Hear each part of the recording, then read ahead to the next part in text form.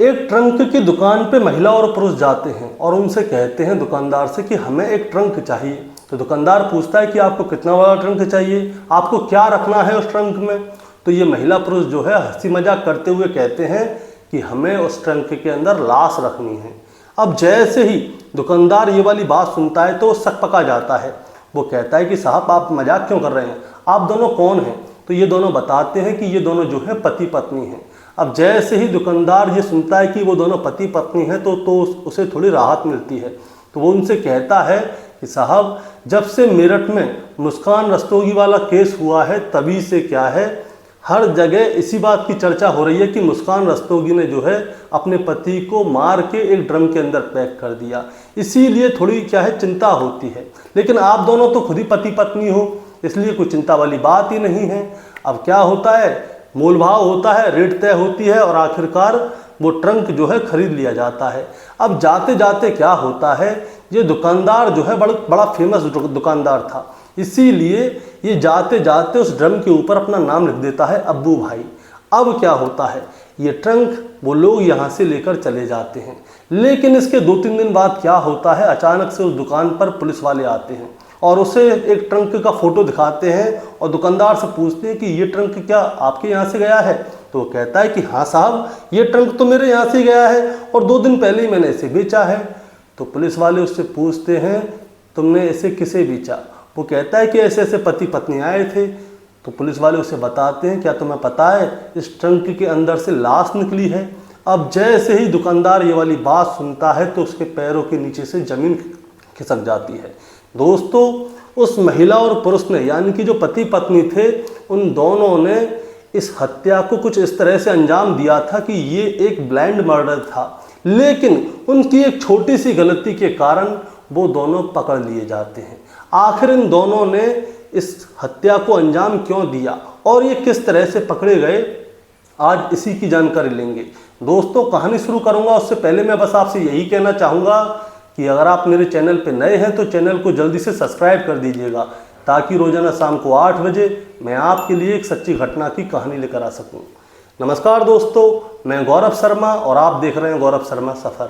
दोस्तों आज की जो सच्ची घटना मैं आपको सुनाने जा रहा हूं, ये सच्ची घटना शुरू होती है छत्तीसगढ़ प्रदेश के रायपुर से। दरअसल रायपुर में ही एक थाना लगता है, थाना डीडी नगर, और डीडी नगर थाना क्षेत्र के अंतर्गत ही वंडरलैंड पार्क आता है और यहीं से थोड़ी ही दूरी पर एक डिपरा नाला जगह है और डिपरा नाला से 100 मीटर की दूरी पर ही एक बस्ती है। दरअसल मैं बात कर रहा हूं 23 जून 2025 की दोपहर लगभग 11 साढ़े 11 बजे का समय होता है, जब इस बस्ती में लोग अपने अपने काम पे जा रहे होते हैं, आ रहे होते हैं, तो वहाँ पे एक अजीब सी दुर्गंध आती है। और दुर्गंध क्या है, बहुत अजीब होती है। तो वहाँ के लोग कहते हैं कि अजीब सी दुर्गंध आ कहाँ से रही है। अब बस्ती के पास थोड़ी बहुत गंदगी भी पड़ी थी, इसलिए वो सोचते हैं कि शायद इस गंदगी में से दुर्गंध आ रही होगी। लेकिन कोई दिक्कत नहीं, थोड़ा समय और बढ़ता है। दोपहर के लगभग 2 बजे के आसपास का समय होता है, ये दुर्गंध कुछ ज़्यादा बढ़ जाती है। और जब ये दुर्गंध कुछ ज़्यादा बढ़ जाती है तो बस्ती के लोग जो है वो परेशान हो जाते हैं और आसपास देखने लगते हैं कि आखिर दुर्गंध आ कहाँ से रही है। इसीलिए क्या होता है, दोपहर 2 बजे के आसपास में ही डिपड़ापाड़ा नाले के पास झाड़ियाँ हैं और झाड़ियों में क्या है, एक स्टील का ट्रंक पड़ा होता है। अब जो बस्ती के लोग हैं उस ट्रंक को देखते हैं तो वो चौंक जाते हैं, क्योंकि ट्रंक जो है बिल्कुल नया है और उस ट्रंक के अंदर से ही बदबू आ रही है। अब जैसे ही बस्ती के लोगों को ये वाली बात पता चलती है तो वो तुरंत क्या करते हैं, पुलिस को फ़ोन कर देते हैं। 23 जून 2025 की दोपहर लगभग 2 बजे का समय होता है। पुलिस को कॉल किया जाता है। डीडी नगर थाने की पुलिस तुरंत मौके पर पहुंच जाती है। वो अपने साथ सर्विलांस की टीम, फोरेंसिक की टीम मौके पर लेके पहुंच जाते हैं। अब इसके बाद उस ट्रंक को जो है चेक किया जाता है तो पता चलता है उसी ट्रंक में से बदबू आ रही है। इसीलिए वहाँ पे पब्लिक के सामने ही उसकी वीडियोग्राफी करवाई जाती है और वीडियोग्राफी के साथ ही उस ट्रंक को खुलवाया जाता है। और जैसे ही उस ट्रंक को खुलवाया जाता है तो दोस्तों उस ट्रंक के अंदर से एक लाल कलर का बैग निकलता है जो कि बहुत बुरी तरह से सड़ रहा था, उसमें से बदबू आ रही थी और वो फटा हुआ था। अब वो फट क्यों रहा था दोस्तों, मैं आपको इस बारे में बताना चाहूँगा। उस बैग के अंदर जो है लाश पड़ी हुई थी। लाश जो है जैसे जैसे डिकम्पोज हो रही थी तो वो फूल रही थी, फूल रही थी तो उसकी वजह से बैग जो है फूला जा रहा था और उसकी वजह से वो बैग फट जाता है। और इस लाश को जो है दोस्तों सीमेंट से अच्छी तरह से इस बैग के अंदर चुना गया था, यानी कि जिसने भी इसको मारा था उस बैग में डालने के बाद इसके ऊपर सीमेंट का घोल डाला है ताकि इस बैग में से बदबू ना आ सके। अब पुलिस वाले जो हैं और फॉरेंसिक की टीम जो है आसपास के सारे एरिया को छान मारती है, और जब वो एरिया को छान रही होती है तभी एक पुलिस वाले की नज़र जो है उस ट्रंक के ऊपर पड़ती है। अब जैसे ही ट्रंक के ऊपर नज़र पड़ती है तो उसके ऊपर जो है एक नाम लिखा होता है और वो नाम होता है हब्बू भाई। अब हब्बू भाई कौन है यही जानकारी लेनी थी। यहीं से थोड़ी ही दूरी पर एक बाज़ार है जिसका नाम है गोल बाज़ार। अब पुलिस वालों की 2-3 टीम जो है गोल बाज़ार में जाती हैं और जहाँ जहाँ पे ऐसे ट्रंक मिलते हैं उन सभी जगह पे जाके पूछताछ करती हैं कि क्या ये ट्रंक आपके यहाँ से गया है। अब पुलिस वालों की टीम 1 दुकान पे जाती है, 2 दुकान पे जाती है, 3 दुकान पे जाती है, 4 दुकान पे जाती है और फिर 5वीं या 6ठी दुकान होती है जो कि हब्बू भाई की होती है। वहाँ पे पुलिस वाले जाते हैं और उसको उस ट्रंक का फ़ोटो दिखाते हैं जिस पे लिखा होता है हब्बू भाई। अब पुलिस वाले पूछते हैं कि क्या ये ट्रंक आपने बेचा है, तो जैसे ही हब्बू भाई इस ट्रंक को देखते हैं तो वो देखते ही पहचान जाते हैं और वो कहते हैं कि हाँ ये ट्रंक मैंने ही बेचा है। दोस्तों मैं आपको बताना चाहूँगा हब्बू भाई की दुकान का नाम है सब्बीर स्टील ट्रंक फैक्ट्री, जो कि बहुत ही ज़्यादा पुरानी है और ये दुकान जो है वहाँ की फेमस दुकानों में से एक है। अब क्या होता है दोस्तों, पुलिस वाले हब्बू भाई से पूछते हैं कि ये ट्रंक आपने कब बेचा था, तो वो बताते हैं 22 जून 2025 की दोपहर को एक महिला और पुरुष आए थे जो कि इलेक्ट्रिक स्कूटी पर आए थे और मैंने ये ट्रंक जो है उन्हीं को बेचा है। अब पुलिस वाले उससे कहते हैं कि उनका जो आपसे ट्रंक लेके गए थे उनका कोई नाम अता पता ठिकाना या फ़ोन नंबर है आपके पास, तो हब्बू भाई कहते हैं उनका नाम अता पता ठिकाना तो मेरे पास नहीं है, लेकिन क्या है उन्होंने ऑनलाइन पेमेंट किया था, आप ऑनलाइन से उनकी जानकारी ले सकते हैं। दोस्तों ये जो है एक ब्लाइंड मर्डर था, इसके बारे में कोई भी जानकारी नहीं थी पुलिस को और पुलिस को नहीं लगता था कि ये मर्डर केस इतनी जल्दी सुलझ सकता है। अब जैसे ही पुलिस के पास ये वाली जानकारी आती है कि उन लोगों ने इस ट्रंक को खरीदने के लिए ऑनलाइन पेमेंट किया है तो उन लोगों का नंबर इनके पास आ जाता है। अब दोस्तों ये नंबर किसका है मैं आपको बताता हूँ। ये नंबर होता है अंकित उपाध्याय का। अंकित उपाध्याय जो है इंद्रप्रस्थ कॉलोनी फेज़ 2 रायपुरा इलाके का रहने वाला है। अब पुलिस क्या करती है, तुरंत रायपुरा इलाके में जाती है और अंकित उपाध्याय के घर पे जाने से पहले क्या करती है, जो उनके घर के आसपास सीसीटीवी कैमरे होते हैं उन सब की फुटेज जो है इकट्ठा करना चालू करती है और वो ये देखते हैं कि 22 जून 2025 को अंकित उपाध्याय अपने घर से कितने बजे निकला था, कितने बजे अपने घर पे आया था और क्या ये इलेक्ट्रिकल व्हीकल उन्हीं का है। अब क्या है दोस्तों, पुलिस वालों ने सारे सीसीटीवी कैमरे की फुटेज जो है अपने पास इकट्ठी कर ली थी। मैं आपको एक और बात बताना चाहूँगा, जो महिला थी वो अंकित उपाध्याय की पत्नी थी जिसका नाम है शिवानी शर्मा।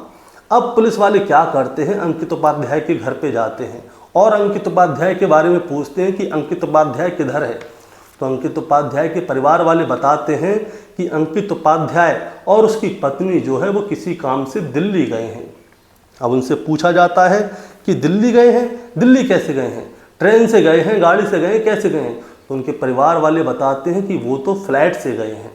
अब दोस्तों इस सारे मामले की जानकारी जो है, जो पुलिस की टीम है वो एसएसपी साहब को बताती है। अब जैसे ही एसएसपी साहब, जिनका नाम है डॉक्टर उमेद सिंह, उनको पता चलती है तो वो इस मामले को गंभीरता से लेते हैं और पुलिस को आदेश देते हैं, पुलिस वालों को, कि इन लोगों को जल्द से जल्द गिरफ्तार किया जाए। अब इसके बाद क्या होता है दोस्तों, मैं आपको बताना चाहूँगा। ये जो हवाई जहाज़ है 23 जून 2025 की रात 8 बजे यहाँ से रायपुर से उड़ चुका था और दिल्ली जा चुका था। अब पुलिस वाले इतनी जल्दी दिल्ली कैसे जाएंगे, इसीलिए पुलिस वाले क्या करते हैं, दिल्ली पुलिस से संपर्क करते हैं और जो एयरपोर्ट पे सीआरपीएफ के जवान होते हैं उनसे संपर्क करते हैं। इन लोगों की पूरी डिटेल बताई जाती है कि कौन कैसा दिखता है, इनके फ़ोटो भेजे जाते हैं ताकि इन लोगों को गिरफ्तार कर लिया जाए। अब इसके बाद क्या होता है दोस्तों, जब ये एयरपोर्ट पे जाते हैं तो वहाँ पे जो सीआरपीएफ के जवान होते हैं वो अंकित उपाध्याय और शिवानी शर्मा को हिरासत में ले लेते हैं और इनसे फिर पूछताछ होती है। अब जब पूछताछ होती है तो ये क्या है, अपने बयानों को बदल रहे होते हैं, इधर उधर कर रहे होते हैं। अब इनको बैठाए हुए 7 घंटे का समय बीत जाता है। दिल्ली पुलिस और सीआरपीएफ के जवान जो है इन्हें अपने पास रखते हैं जब तक कि फॉर्मेलिटी पूरी ना हो जाए। इसके बाद क्या होता है, जो भी कानूनी कार्यवाही होती है और जो फॉर्मेलिटी और भी जो बहुत सारी होती हैं, उन सभी कानूनी कार्रवाइयों को करने के बाद इन लोगों को जो है रायपुर की पुलिस को सुपुर्द कर दिया जाता है, जिसके अगले दिन यानी कि 24 जून 2025 को इन लोगों को वापस छत्तीसगढ़ के रायपुर लेके आया जाता है। अब छत्तीसगढ़ के रायपुर इनको वापस लेके आया जाता है, तब इन लोगों के बारे में पूरी जानकारी ली जाती है कि ये कौन है, कहाँ है, क्यों इन लोगों ने उसकी हत्या की है। शुरुआत में पूछा जाता है अंकित उपाध्याय से, तो अंकित उपाध्याय जो है बातों को बदल रहा होता है। दोस्तों, मैं आपको अंकित उपाध्याय के बारे में बताना चाहता हूं कि अब अंकित उपाध्याय कौन है और क्या काम करता है। दरअसल छत्तीसगढ़ पुलिस के रिटायर्ड एएसआई का बेटा है अंकित उपाध्याय, जो कि पेशे से एक वकील है और घर मकान दुकानों को बिकवाने का और खरीदवाने का इसका काम है। और इसकी पत्नी का नाम है शिवानी शर्मा, जो कि एक गृहिणी है, मतलब कि हाउसवाइफ है। अब मैं आपको एक और बात बताना चाहता हूँ। पुलिस वाले जो हैं अंकित उपाध्याय से पूछते हैं कि आखिर तुमने इस आदमी को क्यों मारा और ये आदमी क्यों है, इससे तुम्हारा क्या लेना देना था कि तुमने इस आदमी को इस तरह से मारा। तब जाके अंकित उपाध्याय बताता है कि जिस आदमी को उसने मारा था इसका नाम है किशोर पेंकरा, जिसकी उम्र है 55 साल। दोस्तों, मैं आपको बताना चाहूँगा ये किशोर पेंकरा कहाँ का रहने वाला है। किशोर पेंकरा जो है हंडीपारा के पास एचएमटी चौक है और एचएमटी चौक के पास ही इसका घर है और घर के अंदर ये अकेला रहता था। अब पुलिस वाले अंकित से पूछते हैं कि तुमने इसे मारा क्यों। तब जाके अंकित जो है पूरी कहानी शुरू से लेकर आखिर तक सुनाता है। दरअसल ये बात है 2015-2016 की।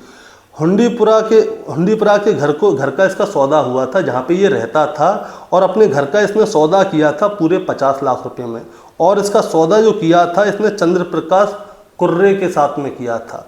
अब चंद्र प्रकाश कुर्रे के साथ में किशोर पेंकरा अपने घर का सौदा कर देता है, लेकिन सौदा करने के बाद में अचानक से किशोर पेंकरा के मन में कुछ डाउट आता है। उसका मन बदलने लगता है। वो सोचता है कि मैं अपने घर को नहीं बेचना चाहता।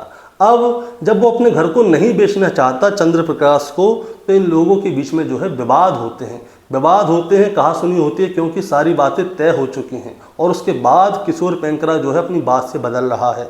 इसीलिए क्या होता है, किशोर पेंकरा जो है अंकित उपाध्याय से संपर्क करता है और उसे बताता है कि ऐसे ऐसे करके मैंने अपने घर का सौदा कर दिया था चंद्र प्रकाश के साथ में, लेकिन मैं अपने घर का सौदा नहीं करना चाहता और ना ही मैं इसमें कोई विवाद चाहता हूँ। अब किशोर उपाध्याय क्या करता है, वो उससे कहता है तुम चिंता मत करो, तुम्हारे घर को नहीं बिकने देंगे और ना ही कोई विवाद होने देंगे। अब अंकित उपाध्याय उसके घर को ना ही बिकने देता है और ना ही कोई विवाद होने देता है। अब किशोर पेंकरा और अंकित उपाध्याय की जो है दोस्ती हो जाती है, इन दोनों के बीच में नज़दीकी आ जाती हैं और अच्छी चल रही होती सभी चीज़। इसी बीच में क्या होता है, बजरंग नगर में किशोर पेंकरा का एक और मकान होता है, जिसको कि अंकित उपाध्याय बिकवाता है पूरे 30 लाख में। लेकिन रजिस्ट्री करने के बाद में जो है अंकित उपाध्याय उन 30 लाख रुपयों को अपने पास रख लेता है, किशोर पेंकरा को नहीं देता और उससे कहता है कि रजिस्ट्री हो जाने तो 2-4 दिन में मैं आपको सारे पैसे दे दूंगा।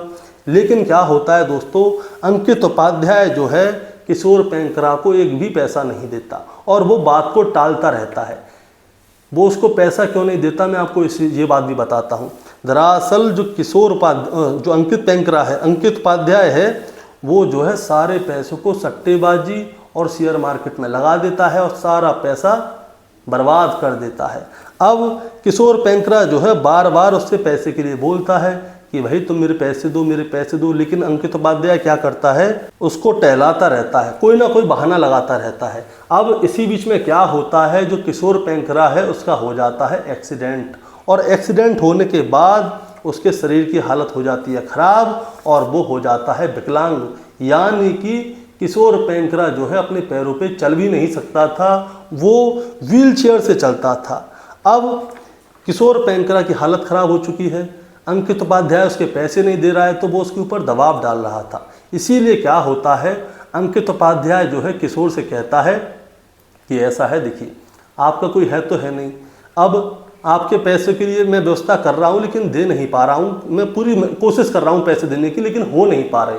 आप ऐसा कीजिए, जब तक आप अपने घर में हैं तब तक आपका रहना सहना, खाना पीना, दवा, डॉक्टर, सारी चीज़ का खर्चा मैं करूँगा, मैं आपकी सारी सेवा करूँगा, आप बस मेरे को परेशान मत करो पैसे के लिए। अब जब वो ये बात किशोर से कहता है तो किशोर कहता है कि ठीक है, जब तक तुम मेरे पैसे नहीं दे देते तब तक तुम मेरी सारी चीज़ का खर्चा उठाओ। इसके बाद में अंकित जो है किशोर की हर चीज़ का खर्चा उठाने लगता है। लेकिन जब दिन गुजरने लगते हैं तो किशोर जो है उसकी डिमांड बढ़ने लगती है। वो कभी कहता है कि इस होटल से खाना लाओ, कभी मुझे यहाँ जाना है, कभी मुझे ये खाना है, कभी वो खाना है। अब इससे क्या है, अंकित हो जाता है परेशान। अब जब अंकित परेशान हो जाता है तो वो कहता है कि किशोर का जो है आगे पीछे कोई नहीं है, ये अकेला रहता है, तो क्यों ना इसे रास्ते से हटा दिया जाए। इसीलिए क्या होता है, 21 जून 2025 की दोपहर में जो है अंकित किशोर को अपने फ्लैट पे बुलाता है। फ्लैट जो है D321 इंद्रप्रस्थ फेज 2 रायपुरा में है। वहाँ पे जो है वो किशोर को बुलाता है। अब किशोर को बुलाने के बाद ये लोग बैठते हैं, ये किशोर को जो है पोहा वगैरह कुछ खिलाता है। पोहा खाने के बाद किशोर को आती है नींद, और जब उसे नींद आती है तो वो सोने के लिए चला जाता है। और जब वो सोने के लिए चला जाता है उसके बाद अंकित और उसकी पत्नी शिवानी क्या करते हैं, शिवानी जो है किशोर के पैरों को पकड़ लेती है और अंकित उसका गला दबाने लगता है, और तब तक गला दबाता है जब तक कि किशोर की मौत ना हो जाए। वो बहुत देर तक उसका गला दबा के रखता है और आखिरकार जो है किशोर अपना दम तोड़ देता है। लेकिन इसके बाद भी क्या होता है दोस्तों, इन लोगों को विश्वास नहीं होता कि किशोर मरा है कि जिंदा है। इसीलिए ये लोग क्या करते हैं, उसके गले को एक धारदार हथियार से रेत देते हैं, ये कंफर्म करने के लिए कि किशोर मर चुका है। और जिस समय पे इन्होंने उसके गले को धारदार हथियार से रेता था, तो जिस कमरे में इन्होंने रेता था तो वहाँ पे खून खून हो जाता है। इसीलिए ये लोग क्या करते हैं, उस खून को अच्छी तरह से साफ करते हैं और फिर किशोर की बॉडी को ठिकाने लगाने की प्लानिंग करते हैं कि इसकी बॉडी को ठिकाने कैसे लगाएं। इसीलिए क्या होता है, इनके पास एक लाल कलर का एक ट्रॉली बैग होता है, उसमें ये लोग किशोर की लाश को सेट करते हैं, लेकिन सेट होती नहीं, तो बड़ी मुश्किल से दबा दबू के तोड़ मरोड़ के उसे उस बैग के अंदर सेट कर देते हैं। और उसके बाद इन लोगों को मुस्कान हत्याकांड का मामला सामने याद आ जाता है कि हाँ, मुस्कान ने भी अपने पति को जो है सीमेंट से उसके अंदर जिंदा ही चुन दिया था, उसने तो मरने के बाद ही किया था, सॉरी। अब इसके बाद क्या होता है, ये लोग 30 किलो सीमेंट की जुगाड़ करते हैं और 30 किलो सीमेंट की जुगाड़ करने के बाद ये लोग जो है उसका घोल बनाते हैं और घोल को जिसमें किशोर की लाश रखी हुई थी बैग में, उस बैग के अंदर डालने लगते हैं और उसके ऊपर कुछ खुशबू की चीज़ें छिड़क देते हैं ताकि उस बैग में से बदबू ना आए। लेकिन क्या होता है दोस्तों, समय के साथ उस बैग में से बदबू आने लगती है। लगभग 8-10 घंटे का समय हो जाता है और उस बैग में से बदबू आ रही होती है। तो ये लोग क्या है, प्लानिंग चेंज करते हैं और प्लानिंग चेंज करके ये लोग क्या करते हैं, ये दोनों जाते हैं बाजार और बाजार में ट्रंक की दुकान पे जाते हैं। वहाँ पे इन्हें हब्बू भाई मिलते हैं। हब्बू भाई की दुकान से ये उस ट्रंक को लेते हैं। हब्बू भाई क्या करते हैं, उस ट्रंक पे अपना नाम लिख देते हैं, क्योंकि उनकी दुकान जो है वो बहुत पुरानी है और फेमस है, तो इसीलिए वो कोई भी सामान बेचते हैं तो सबके ऊपर नाम लिख देते हैं कि उनकी दुकान का सामान है। अब ये लोग जो है उस ट्रंक को लेकर अपने घर पे आते हैं। घर पे आने के बाद उस बैग को उठाने की कोशिश करते हैं जिसमें इन्होंने किशोर की लाश को डाला था, लेकिन जो बैग है वो बहुत ज़्यादा भारी हो जाता है। मैं आपको बताना चाहूँगा, 30 किलो तो सीमेंट का वजन हो गया और तकरीबन 60-70 किलो के आसपास किशोर की बॉडी का वजन होगा, तो 100 किलो के आसपास तो वजन हो गया। इन दोनों पे वो बैग उठता नहीं है। इसीलिए ये लोग क्या करते हैं, ये लोग जो है मंडी से मजदूरों को लेकर आते हैं ताकि उस बैग को उठा के ट्रंक में रख सकें और ट्रंक को बिल्डिंग से नीचे ला सकें और उसको बाहर ले जाएं। इसीलिए क्या होता है, ये लोग जो है 22 जून 2025 को जब ट्रंक को लेके आते हैं घर पे, तो उसके बाद में मंडी से 2 मजदूरों को लाते हैं और वो 2 मजदूर क्या है, उस बैग को ट्रंक में रखते हैं और ट्रंक को लिफ्ट के ज़रिए नीचे लेकर आते हैं। और जब वो उसे नीचे लेकर आ रहे होते हैं तो उन्हें रास्ते में एक लड़का मिलता है जिसका नाम होता है ऐश्वर्या। अब ऐश्वर्या उनसे पूछता है कि भैया ट्रंक में क्या है, इसे कहाँ ले जा रहे हैं। लेकिन वो लोग उसकी कोई भी बात का कोई जवाब नहीं देते। इसी चीज़ पर जो है ऐश्वर्या को उनके ऊपर थोड़ा शक होता है, डाउट होता है कि भई ये क्या ले जा रहे हैं। उन लोगों ने अपने मुंह को कपड़े से ढका हुआ था और कोई भी जवाब नहीं देते। अब इसके बाद में एक अल्टो कार होती है जिसकी नंबर प्लेट टूटी हुई होती है। उस ट्रंक को उठाकर उस अल्टो कार में जाके रख दिया जाता है और इसके बाद में ये लोग क्या है, अल्टो कार को लेकर फ्लैट से लगभग 1.5 किलोमीटर दूर जाते हैं और वहाँ पे जाके उस ट्रंक को जो है झाड़ियों में फेंक आते हैं और वहाँ से ये लोग चुपचाप आ जाते हैं। इनकी प्लानिंग जो है वो फुल प्रूफ थी कि ये लोग पकड़े नहीं जाएंगे। उसकी वजह क्या है दोस्तों, मैं आपको ये बताना चाहूँगा। जो किशोर पेंकर है वो अपने घर पे अकेला रहता है और उसके आगे पीछे कोई है नहीं। अगर वो गायब भी हो जाएगा तो कोई भी उसकी पैरवी करने के लिए नहीं आएगा। इनको पता थी पूरी बात, लेकिन इन लोगों ने जहाँ पे उस ट्रंक को फेंका था उसमें बदबू आने लगी और बदबू आने लगी तो पुलिस के पास ये ट्रंक पहुंच गया।